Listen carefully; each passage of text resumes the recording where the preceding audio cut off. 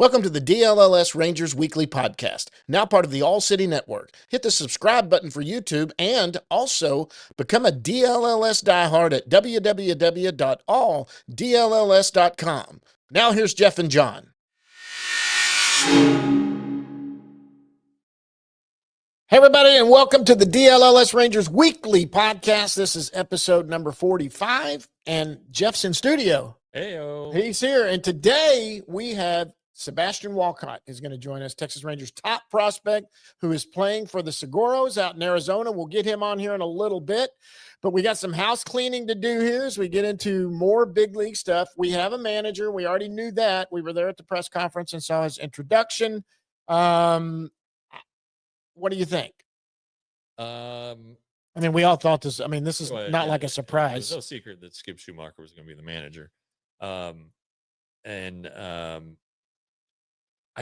only spoke to him a few times during the year and at spring training. Yeah. Never had a super in-depth conversation about baseball with him.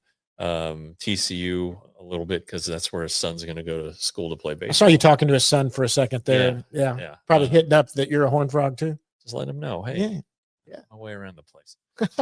So anyway, listening to him though, it was kind of refreshing to hear a couple things. He wants to create. He said his top priority is creating a winning culture. Okay, so I think that kind of speaks to may not have been as on the same page in the clubhouse this last season as it needed to be, which we've suspected. And then the second one was what he plans to do with the offense, which is whatever it takes to win. So if it means situational hitting, small ball, he's going to do whatever it takes. So gotta, and that probably isn't good news for some guys, if we're being honest, the guys that we all know the names by now, the top two of the list are probably Dulles and Jonah Heim, just guys who aren't productive outs kind of guys who swing and miss too much, guys who maybe chase too much. It's time to clean that up. And it sounds like Skip Schumaker, wants to be aggressive on the bases. I mean, honestly, it sounded a lot like Ron Washington's thoughts on offense. Now, of course, you want a home run. You want guys that can hit home runs. He said that. I do like the 3-run home run. They're absolute game changers, obviously, but you can't rely on that. And I thought for too long the Rangers did. And so anyway, those are the two things that I liked the most coming out of it. I mean, he, as far as what the substance of what he said, now he seemed like a thoughtful guy, a self-depreciating humor kind of guy. Yeah. Seems like he's going to be a good fit. Good family guy too. Had a very lovely family. Yeah. I'm looking forward to getting to work with him and to know him a little bit better. But I would imagine that the media is probably 30th on his list of 30 things to do. But it's part of his job. And for you, not for me. Like I said, my conversation with Bochy was just kind of over there shooting the, you guys deal with them every day during season. Every day, twice a day. He's done this, so he knows what he's doing. So, but as of you guys sat down, you and John sat down with him a little bit, had a segment. We did. Yeah. What was y'all's gut there? I mean, seemed good. It was the same thing. He showed the compassionate side because we did ask him about the coaching staff, and he talked about how hard it is to call guys and tell them that they're not coming back. Sure. Because they have families and things to do, and to that end, he said it's going to go pretty fast. Get this coaching staff together because they need the opportunity to go get a job somewhere. Absolutely. And so he understands that. And I think he's made some phone calls, I know.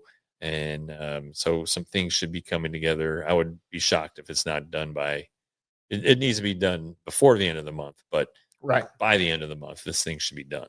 Yeah. And unless somebody's on a staff that's in the playoffs right now, he's going to, and that's just common courtesy. Especially if you know that there are guys on this staff that are not going to be here, they should know now. They should have been told, hey, look, I'm probably looking another way. Bobby Wilson has been told. That's the only one we have confirmed, and he may have already talked to somebody too. It may have been his choice. We don't know exactly what. I think Skip said something about, hey, no, it wasn't really Skip. It's just some people I talked to. It seemed to be not Bobby's decision. And that okay, he wanted to come back okay. You and I like Bobby a lot. a lot. But Bobby is got a good reputation around the league. As far as I know. So I think he'll get a gig out there somewhere. Oh yeah. Any chance of any, so who managed AAA this year? Doug Davis. And he's gone. Is he? I think I saw somewhere that he would not be back as the manager next year. Does that mean Carlos has moved up, or is Carlos going to get a big league job? I don't know. I'm always pulling for Carlos. Yeah, I would be. I like Doug a lot. Yeah, and I've never heard a bad word about him. And I may be totally off my rocker. And he got to I think 900 wins as a manager, which is pretty cool. Nice milestone, but it means he's been down there for a while. And anyway, if he did, no, apparently I didn't. Yeah, there is that story right there. Will not renew his contract. Well, that's too bad. But it's better tough not being a AAA manager, because your team's either going to be prospect heavy, or it's going to be like this year's Grand Rock team, which was full of 4A players. Yeah, and veterans and guys, I won't say hanging on, but hanging on, and he has no control over that. So that's a little surprising. Yeah. But whatever. That does give Carlos an opportunity to move up to AAA, or maybe they want to get somebody else. I'm not sure, but that's definitely something that I think will be addressed. And it's strange, the Rangers usually don't turn over a lot of their minor league staff. So pretty interesting decision there. Yeah, and Carlos, I've said all along, I think Carlos is a future big league coach for sure. Sure. He is unbelievable. And man, you talk about accommodating to us. Good Lord. Every time I run into, if I was just out there seeing a game, he's like, do you need somebody? And I'm like, no, I'm here. That's my wife. I've got a beer in my hand. I'm just here to scope a little ball. I used my credential to get in, but I'm just here scoping a little ball. No big deal. But man, what a guy. Always friendly. Sure. And Doug, I didn't know as well. I have met him, but I didn't know him as well. So I saw that. I thought, okay, I wasn't crazy. I was like, I swear. Not crazy. I'm the one who missed that. So. And so, who do you think Maddox will be back? I do. I think there's no reason that guy he's 63. He doesn't want to go anywhere else. He does want to coach. He doesn't want to coach anywhere else, but so, and he's talked to CY and Skip. And so there's a together. They're it seems like it's like, hey, yeah, let's do this, but you never know until the contract signed, until the ink is dry. So that's the way it is in any business. Skip in our interview for the Daily Show, Skip said he's one of the best pitching coaches in baseball history. It's like, and Skip's worked with them too. So it's like, well, why would you not want the best pitching coach in baseball history back if you can get him? Yeah. And I think he could be got. So it just, they got to find a price. And so my guess would be they're going to be looking hitting coach. I mean, I know that what's his name did okay since he came over to the end of the year. Brett Boone. I started to say Butler. I don't know why I had Butler stuck in my head, but Booney. But I think Skip's probably got people he knows and worked with or whatever. But although Boone, let's be honest, Boone is a guy that it's those old school guys. It's about doing what needs to be done. Yeah. You don't need to have pretty stats. What you need to do is your job. You got a guy on second with no outs. You find a way to get that guy to third base. Right. And that's kind of that's the old school mentality. Those guys are, hey, it's fun hitting the ball 480 feet. That's great. But right now, I got a guy at second with no out. We have no runs. It's the third inning. Let's get a run. Get him over somehow. Yeah. And the only guys you're not that when Corey Seager's up, you're like, yeah, try to hit it 480 feet. But Corey Seager puts good at bats together if he doesn't hit it 480 feet. Yeah. He works counts. He tries to do that. There are a few that do that. Simeon does that too. I know people are kind of down on Simeon, but he knows how to play the game that's played to him. But some guys are just up there trying to hit the ball out of the ballpark. No question. Yeah. But, and that's something else that if you want to go back to the season ending press conference with Chris Young, he talked about how, some players were told that this offseason, don't just work on your A swing. You need to work on on other swings. It's not all about slug anymore. Yeah. And maybe some of that is the park factor. The Rangers, Globe Life Field somehow has become a pitcher's park, though. The date has been different in all 5 years.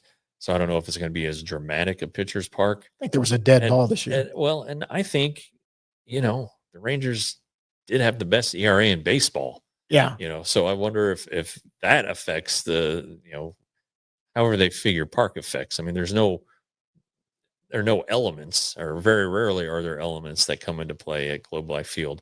I just would imagine that the Rangers pitchers weren't allowing a ton of hard contact, Yeah. And I'm sure there's, oh, well, this ball was hit this hard and should have carried this far and all of that. All right, maybe. But, I still think that there are definitely spots where the ball travels down the lines. The ball travels. Yep. Sure. Mm-hmm. And really, you can almost say to the Rangers, right field in the Rangers bullpen, the ball travels pretty well. Yeah. That almost like at the old stadium where that jet stream was. From the line to both bullpens, you'll see some home runs. But I don't know. I'm not going to pretend that I know all that stuff. But I do know that the Rangers want to be multi-dimensional in their offense. They want to be able to manufacture runs in addition to drive the ball. And exactly their lack. I mean, they were terrible. For a team that was built on slugging, they were awful. They were like fourth in slugging percentage in baseball, or fourth from the bottom. Yeah. So you got to be able to get a guy over, and like you said, you don't want Corey Seager doing that. No. There might be some guys you don't want to do that, but there need to be some guys who at least have that thought in their head, especially when they get to 2 strikes. Like, okay, I just need to put it in play here. Yeah. I don't need to strike out. I don't need to take a big swing. We can get a run if I do this. Yeah. And it should be about scoring runs. I mean, you stay on this team if you're doing that. I can tell you right now, you could hit 200 on this team, but if you're moving guys over and your on-base percentage is good and you're stealing bases and you're doing stuff and it's scoring runs, you can survive in this league right now doing that. I think you can on a team that's winning, Let me be very clear there. But the thing is, you've got to put together at bats. That's what it's all about. It's so weird. Everybody turned into, they love slug because they love home runs, but with slug, batting averages are way down. I remember as a kid, and you're close to my age, when we were growing up, think of all the people that hit 300. Oh, yeah. I mean, every team had 4 people that hit 300. You had guys that were flirting with 400. And of course we had that, Arizia or whoever it was. Arise, not that long ago. Pretty late last year. Juan also, I thought it went pretty late last year. It flirted with it, but eventually, but they peter out. They peter out because it's a long season. But man, Michael Young, 300. These guys didn't feel good unless they did. Jeff Fry, who I got to know, and all that. He played. This is a little guy that hit 18 home runs in his career, or 13, or whatever it was. Hit 8-9 years in the big leagues, and his average was 300. Yeah. And I'm sorry, that's how you hang around back then. And I know it's fun to hit home runs, and fans like to come see home runs. But how fun is it to just score and do stuff? I mean, Yeah, winning fun. Winning fun. Yes. Well, defense and pitching wins you championships. Yeah. So Skip Schumaker, career 278 average, 28 career home runs. So, he's a guy who didn't strike out a ton. The most at bats he ever had in a season was 594. He struck out 40. He struck out 60 times, 69 times the next year, and 586. So, guy who he never struck out more than 70 times in a season. Right. And he played as recently as 10 years ago. So he gets it. Okay. So I'd like to, and Tony La Russa, can't forget the Tony La Russa effect. Played in the National League his whole career where batters or pitchers still bunted. So he saw and throughout his career, even the last few years with the Dodgers and the Reds,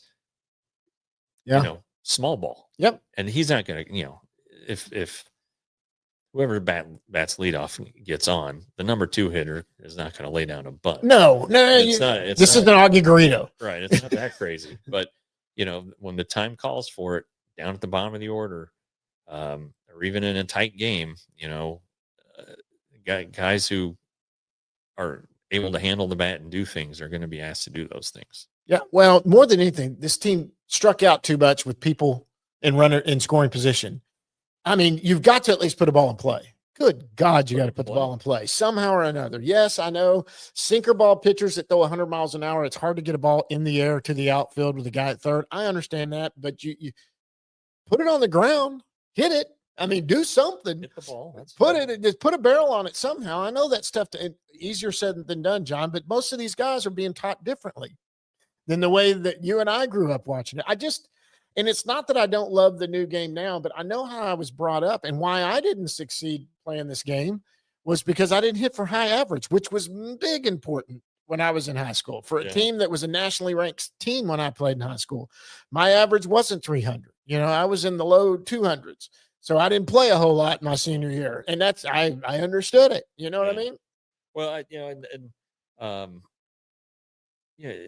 I don't expect the Rangers to have a bunch of 300 hitters, 300 hitters, or even 280 hitters, because they can't change over the entire roster. But and these guys, most of them have their own hitting coaches, and all those hitting coaches work on is the swing, the mechanics of the swing. They don't work on approach, and that's just something that is going to be different. Your approach is going to be different. And it's not the same every at bat. If you're up with nobody on, swing away. Absolutely. Right? Yeah. But if you got carte blanche, if there's opportunities here to make a positive impact, I know people don't like the term productive outs, but if you can have a productive out and it leads to a run, you did your job. Even if it doesn't get to a run, you're going to get high fives in the dugout, at least from the ones who know what's going on. Right. Get the runner over. Do what's right. I saw Michael Young give himself up so many times in his career. He still managed to hit 300 every year. But if Michael Young needed to get a runner to third, he got him over. He was getting the ball on the right side of the infield. Somehow. Yep. And some of them maybe got through and turned into RBIs on singles to right field. Sure. But the point is, his approach was, I'm hitting the ball that away, and that guy's especially with no outs. With no outs, he was moving him over, and he didn't mind if he got out, if he got him over. He would pat himself on the back and go to the dugout. That's the way it was played. It's just, God, it is frustrating. And, if you're not going to hit for 300, I get it. And there's not many that do that anymore, but your on-base percentage needs to be better. You need to be getting on base one way or another. I know that reverts back to Moneyball or whatever it is, taking the walks, doing whatever. But the truth is, seeing more pitches only helps your offense. Right. If you get the starter out of the game, there's a reason he's the starter. Right. And you get into some of these bullpens, especially an overtaxed bullpen, if a team comes in that's better than you, their bullpen's been used 4 nights in a row, they come to town, but boy, you're facing the ace. Your job ought to be, you know what, guys? We may not get much of him, but we need to at least see 4 pitches apiece, at least every at bat, and see if we can't get him out by the 5th. Yeah. And get him out. We want him at 90 pitches in the 5th inning, where maybe he might go 6, but then that gives us 3 innings with a bullpen that's taxed. That's the way you try to play it. It's just a different game than we watched growing up. Well, and Chris Young mentioned, the need to be harder out. I think more specifically, he's talking about with 2 strikes, being harder to being real tough, not giving in with 2 strikes. Cody Freeman does that. You see the good teams, fouling all these pitches off. Yeah. I mean, in game 5 of the DS the other night, Tarek Skubal.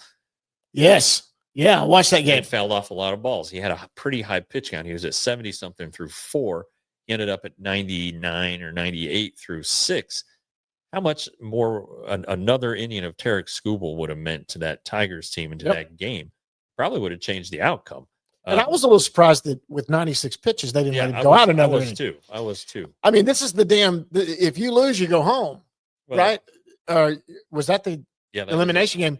You know what? Can you throw 115 pitches? Unless if he said he was that's different. That's a whole different story. But he doesn't seem like the guy who's going to do that. He was cruising. He was going good. And it was just nasty. And what was funny about that is, so I went, for though Jeff knew this, I was hunting this weekend in the dove field. And one of the guys that went with me lives in Seattle. He's a brother of a buddy of mine that I go hunting with. And so they've become big Seattle fans because they go to a lot of games, big baseball fans. So he wanted to watch the game, obviously. And we were sitting there talking about that. And he was like, God, we got it. And I was like, man, you have a chance now. They're taking Scooble out. I cannot believe they're pulling him right now, because I would have thought for sure. But yes, you're exactly right that if he comes in and says, I'm gassed, or you know what, I'm starting to lose it. I feel like I'm starting to lose it or whatever. Nobody would argue that.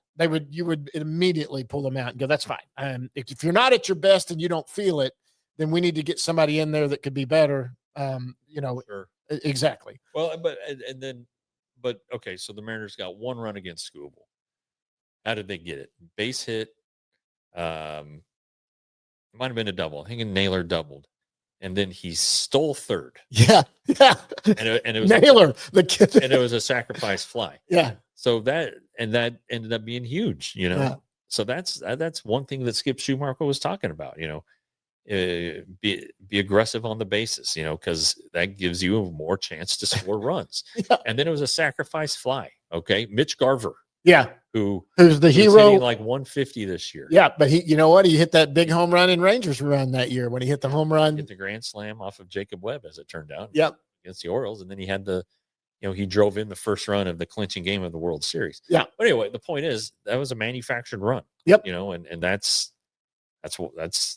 Naylor had a hell of a game too. That's right up Skip Schumaker's alley right there. I'm excited about it. I look, if Boch wanted to come back, there is no way you don't let Bochy come back. Did I see something today where he's kind of being mentioned for the Padres? Yeah, I don't know. Now, remember, I had the conversation with him, and he has a son that lives in San Diego. Son, if I was a daughter, but maybe it's a daughter. He has a child. He has a child in San Diego, and he has a grandchild, a 6-year-old grandchild in San Diego. Yeah. Mimi might say, well, if we want to go out there and be closer to them, I could get Mimi time, a lot of Mimi time during the season with this one. Yeah. So guys, you've heard it here. I'm not saying that's going to happen. I just think San Diego always puts everything together. That's what he wants. They're not afraid to get aggressive in free agency. They're not, they trade. I mean, what's his name is just a wheeler and dealer all the time. Preller is. What kind of a guy was he? You knew him. He wasn't around a lot because he was out and about scouting, but he's different. Okay. Yeah. He's not a very big guy. I saw him at the winter meetings when they were here that year. Or last year, he's not a very big guy, but yeah, he's kind of under he's the John Daniel umbrella. Well, and it's like they have some ownership issues. I don't know that he has a ton of security. I mean, it seems like he does, but he's getting them to the playoffs every year. Anyway, my point is, if you're a manager and you're evaluating everything, is that one of the things you evaluate, the ownership situation? Yes, of course you do. The front office situation. But you're 70 years old. You don't want to go into a rebuild. So that's not what you're going into. And I don't think he thought this was a rebuild here. I just think he thought, are you going to be a little more aggressive during the offseason? And I think they're playing it. They're going to just play it a little closer. I don't think the biggest names in the free agent market are coming to Texas. No, that's just kind of the work. I think that's a good warning right now is don't think that, people. Don't, if you see on, somebody tweet, oh, hey, Pete Alonso has interest in the Rangers. It's not, that's an agent. Or the Rangers talk to Pete Alonso, be like, yeah. Anyway. No. All right. Well, I need this. I'm looking at my phone here. I'm trying to text our guest. Okay. A link. Did we mention our guest? Yes, that I did tell him at the beginning. Sebastian Walcott playing for the Cigarros. Guys, listen, Sebastian's going to be coming up in just a second. He'll be back right after this, and we will do a little bit down in the bus leagues after that. But Sebastian Walcott next.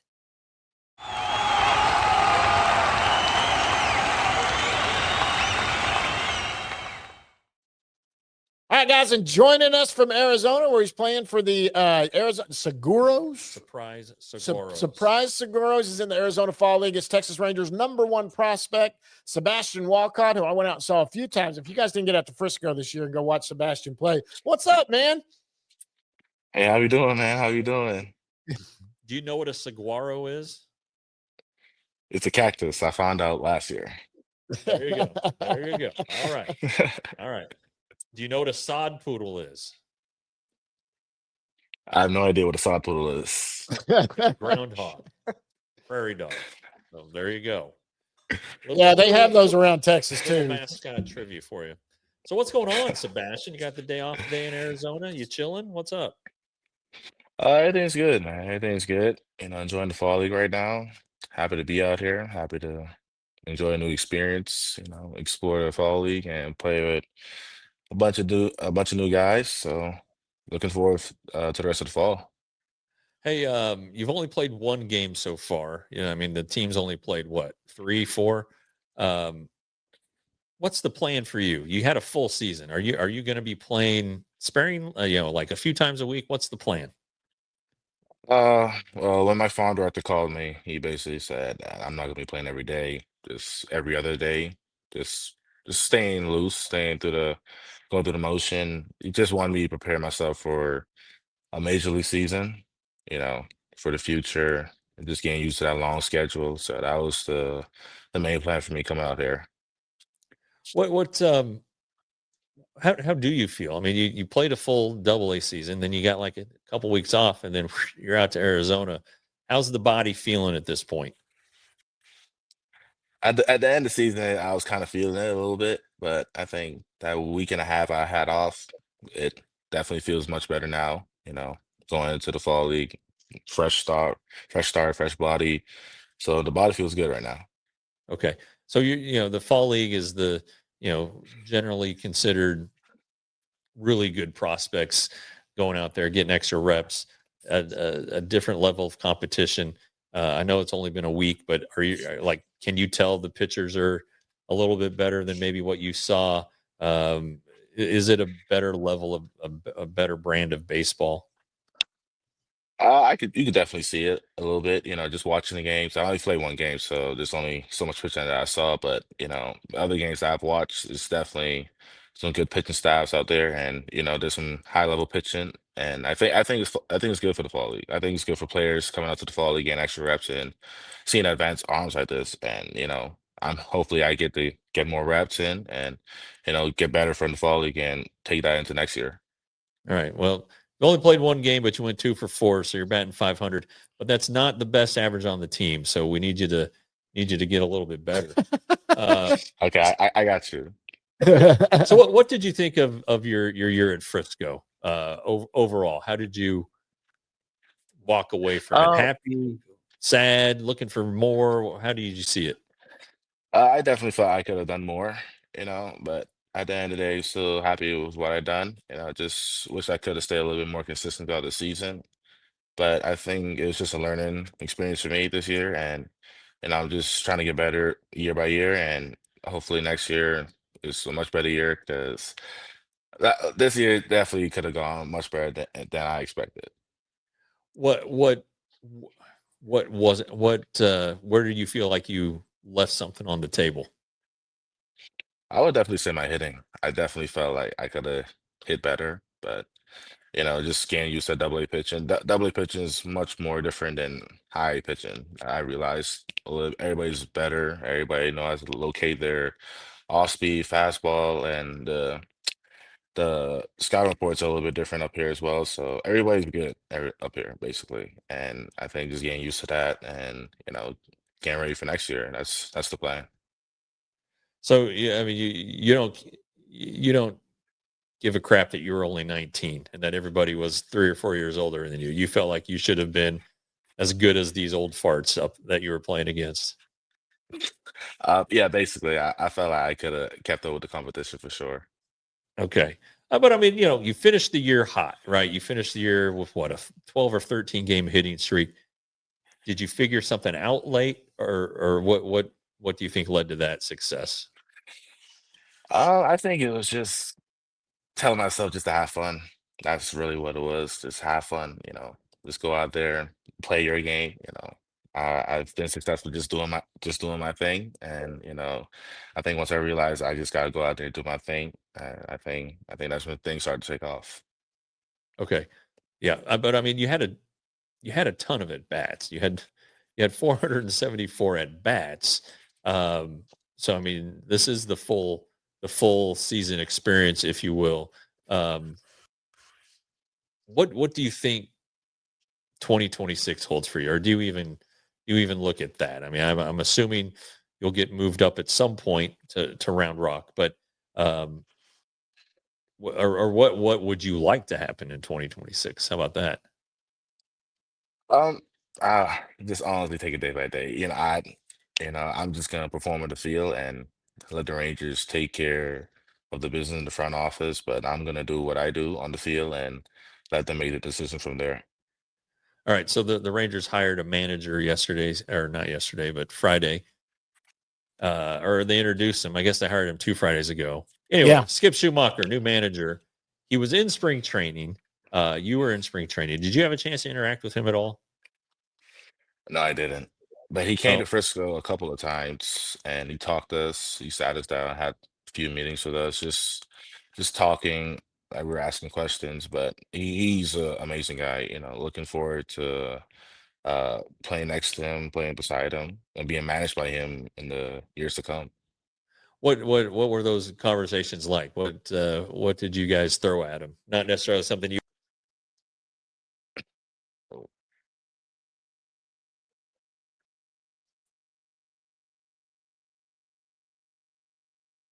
Do you hear me?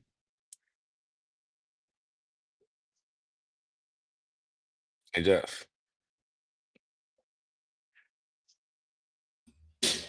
All right, guys. Sorry about that. Little little technical there. I got to step away for just a second. I'll just Oh, leave it open right here. Just keep the camera going. okay. All right. Well, we'll keep Sorry, going. guys. I'm All right. at the office here and I'm getting a texted by somebody real quick. I got to get to the airport. So just a Oh second. boy, It's I'm done. airport. Uh, Hang on just a second. Keep going. Well, anyway, yeah. So what I was saying, what were those conversations with Skip like? Was there anything you asked him specifically, or just in it general that was was it was asked? just, it was just let him talk about baseball. He was just talking about his journey through baseball, through the minor leagues, and his Bailey career, and then how he got into managing. And it was just a lot of information that he was giving out, like a lot of experience, a lot of knowledge that he got from other players, and he was just giving it to us, and we are just soaking it all in. We really didn't ask that much questions. We just probably asked Okay. like two questions, but we were just like sponges. We were just taking in all the information. He only hit 28 home runs in his career, but he was an infielder and he didn't strike out a lot. Did he talk to you about his like approach offensively? Because I think it's going to be a little different for the Rangers this year as far as not slugging as much. Did any of that trickle down to you guys? No, he didn't get that far deep with us. He didn't get that far with us. Well, he only hit 28 home runs, so I think you're going to get him someday. Uh, what what are your goals for the rest of the fall league here? I would just say, you know, take every at bat, every chance on defense, and yeah, use it as an advantage because I'm getting the opportunity to play more baseball and be able to get more reps. So just taking advantage of the extra reps I'm getting, making sure I'm having good at bats, playing good defense, and just taking full advantage of the fall league. Okay. You got some teammates there, of course, as is the case every year with the surprise team. Eight members of the Rangers with the four other teams prospects. Um, is that who you're hanging with a lot here early on? Or are you trying to spread your wings and get to know the other guys on the team? We're actually a very close team. Like we've been talking with like a lot of the different teams, and like we've been close. Like we're talking like almost every day. We're playing games on the bus, like bus rides. Like we're having fun. Like after games, before games. So you have a pretty good relationship with other teams going on so far. What I know that Winston was hurt and so was Corniel. But what did you see from them when they came back from their injuries? Dominance. What they've That's it, always huh? been doing, just dominating. I think when Santos and Corniel, when they're on, it's almost unhittable. Like I playing shortstop behind them, it's almost like, yeah, I feel comfortable playing shortstop at that, knowing that it's gonna be 6, maybe 7 smooth innings of just dominant pitching. What was dominant? I mean, then I know they got the velo, but what do you see that makes them so effective? I think they're just constantly in the zone and knowing that when they're in the zone, like guys still can't hit them. And Yeah, Santos and Cornel, like they're just throwing the ball over the plate and they're like guys are just struggling to put it in play, just struggling to make contact with it. And when you're doing that, like as a pitcher, I would probably feel very confident as well in my stuff just to just keep on doing the same thing. So I think they're on a good path. They're dominant. So yeah, I just love playing shortstop behind them. yeah. I know some people have said that the Ranger system isn't as deep or as good, but I don't think they counted on those two guys because those two guys came back and were hell. I mean, they were just really, really good. Um, uh, and then you got the two hitters from Hub City and Moore and Dreiling, left-handed hitters. What do you see from those guys? Uh, they're still developing, but they've made strides. They've made like usually guys come into pro ball and they get scared, they don't perform. But Malcolm had a slow start, but he's picking things back up in the fall again. You can see it, and he's definitely been working. Dylan's definitely been working, and I'm excited to work with those guys in the next few years because they're definitely ready to put the work in. I mean, you've kind of said it a couple times. These guys, they're your future big league teammates. Is that something you guys talk about, or is it just kind of one of those things like, yeah, I'm going to be playing with this guy in the majors someday? Yeah, we don't really talk about it because we kind of figured that it's going to happen, and we're just excited for it. We all have a plan to make the big leagues, and we all have a goal when we get to the big leagues to win a World Series. So I think knowing that and everybody having that same mindset is just key. Yeah. So speaking of the big leagues, it looked like you did a couple things this year. You played some third base, and then also I thought you cut down on your strikeouts. Did you A, how do you feel at third base? And then B, do you feel like you accomplished your goal of making more contact this season? Playing third base, I played a little bit of third base before I signed, so it was kind of more like a second nature to me. Okay. Um, it's just getting reps in and then getting comfortable with it, but playing third base is almost natural for me. Uh, I I love playing third base. I love playing shortstop. So it doesn't matter which position I play. I'm gonna have fun. I'm gonna try to help the team win. And I think cutting down my strikeout rate is just being more selective in the zone. Not Okay. really chasing other pitches. They're gonna make me chase, and I think me being stubborn to my zone and not like chasing their pitches was what worked for me this year. And the results showed, and we're only trying to get better doing that. So just getting more selective next year. Yeah. Well, Sorry, guys. yeah, that's fine. While you cut down on the strikeouts, your walks also went up. So I mean, I think that kind of speaks to what you're talking about. I mean, you had a nice on base percentage. I guess the thing that maybe you talked about the offense, was it maybe the slugging that perturbed you, that you didn't hit for more power, or was it just something overall?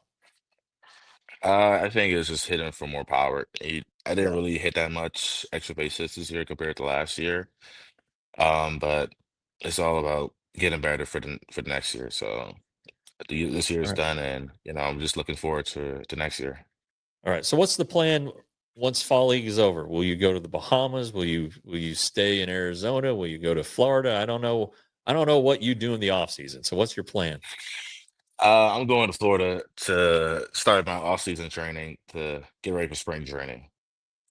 That's What the where main do thing you right now. where in Florida do you work out? I work out in Miami. Okay. Are your folks around there or are they back in Bahamas? They're in Florida, but they go back to the Bahamas every now and again. Okay. So you no Bahamas for you this off season? Christmas, Christmas and New Okay. Year's. Okay. Yeah. All right. Yeah. I guess, Jazz Chisholm's always the guy that gets thrown out there as a Bahamanian. What's A it guy called? a guy from Bahamian. the Bahamas. Bahamian. Bahamian. Bahamian. Bahamian. Yeah. I think I know how to speak English after all these years. Uh, how are you in contact with your fellow Bahamians? Are you in contact with them during the season or in the off season? Yeah, almost every day. So we have a little group chat that we created because we played travel ball together. So we made a group chat from that travel ball team. And we every now and again we text each other in that group chat, see how everybody's doing. And we just try to keep contact with each other because we know everybody's pretty busy with baseball. Everybody have their own thing, different organizations, different schedules. So, the time where everybody's talking in a group chat is pretty good because you get to interact with your boys that you haven't seen for a long time. So that's good. Yeah. And how's your brother doing? Your older brother? Oh, he's doing good. He's back and forth right now, finishing up school. He's a senior this year, so he's gonna be Okay. graduating next summer.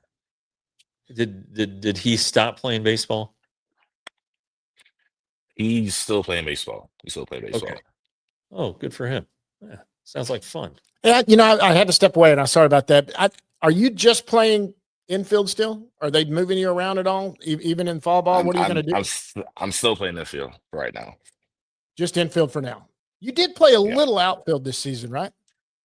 No, just shortstop at third base. Just shortstop. And had they ever talked to you about that, by the way?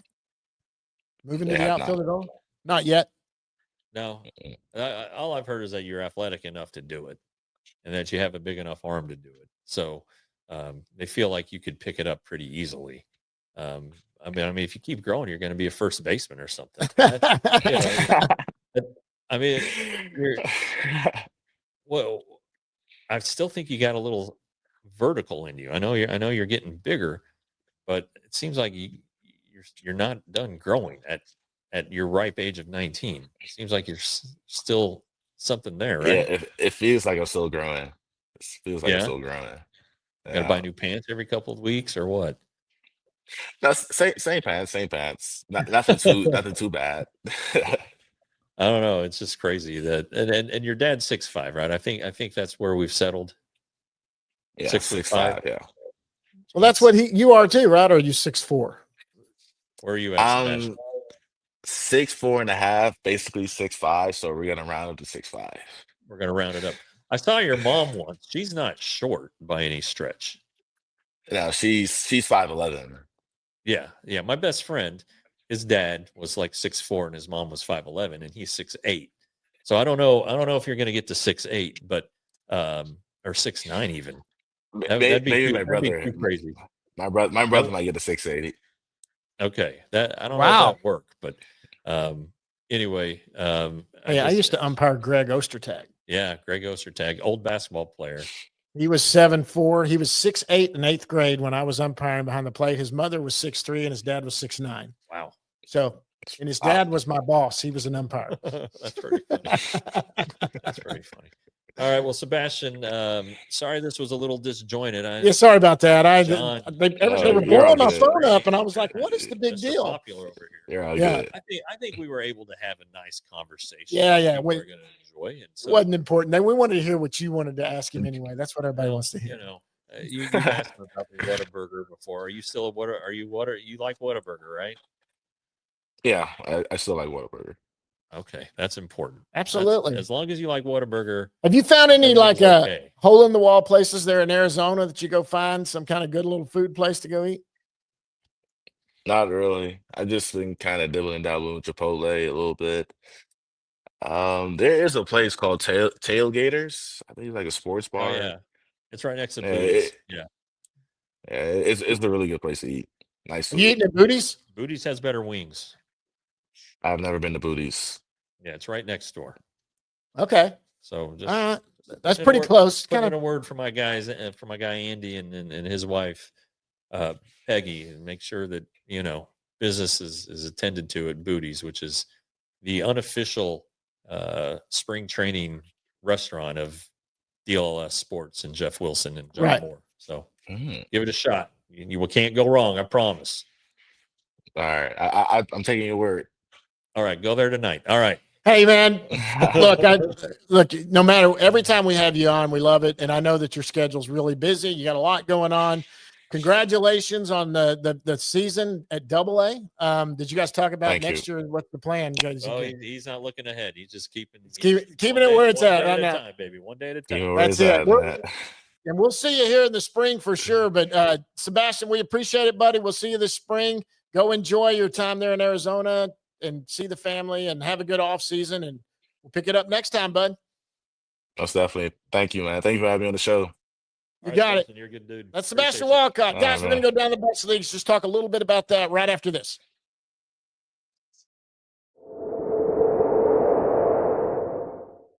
All right, a big thanks to Sebastian Walcott. Sorry, guys. I know that, I have a full-time day gig and my phone gets crazy a little bit. I've got a wife flying in from Illinois, so things blow up, and I thought I'd better step away for a second instead of trying to do it here. So anyway, big thanks to him. Look, we're going to do a little bit of a minor league thing. There's not really much to talk about. I mean, they've just got fall league going on right now. So there are 8 players from the Rangers organization. You just heard from one of them, Sebastian Walcott, and then Malcolm Moore, Dylan Dreiling, guys who we've had on our shows before and have enjoyed the heck out of talking to them. And on the pitching side, this is probably when people talk about the strength of the Rangers farm system, it's definitely on the pitching side. Now, I know that's a a low-rated farm system, but nevertheless, there are some pretty good ones out there, and Emiliano Teodo, and then Winston Santos and Jose Corniel, who pretty good comebacks for them off of the injuries. Unfortunately for Winston, got derailed for most of the season. Jose was just coming back from his deal, the Tommy John surgery, and we all saw what happened in the last game of the Rangers Major League season, where he was got the game to the 10th, had a 4-run lead, and then 3-run lead, and then gave up 4. Joey Danielson, reliever, is also out there. And did I mention Teodo? Teodo's out there. Okay, good. Which he needed to be because he missed so much this year. Right. And then Colton Curtis is out there as well. And Moore is Malcolm Moore's out there because of the injuries. Cornell because of the injuries. Right.